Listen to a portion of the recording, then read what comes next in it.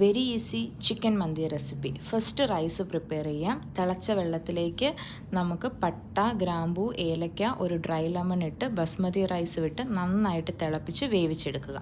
Next step chicken marination. Pepper powder, cumin powder, നമ്മുടെ ജീരകം പൊടിച്ചതും കൂടെ ആഡ് ചെയ്ത് 2 ചിക്കൻ സ്റ്റോക്ക് നമുക്ക് വാങ്ങാൻ കിട്ടും, അതിൻ്റെ പൊടിയും ക്യാപ്സിക്കം നന്നായിട്ട് പൊടിച്ചതും കൂടെ ആഡ് ചെയ്ത് ഒരു 1/2 കപ്പ് അല്ലെങ്കിൽ ഒരു 1/4 കപ്പ് ഒലീവ് ഓയിലോ സൺഫ്ലവർ ഓയിലോ ആഡ് ചെയ്ത് നന്നായിട്ട് മാരിനേറ്റ് ചെയ്ത് 1 അവർ റെസ്റ്റ് ചെയ്യാൻ വെക്കുക.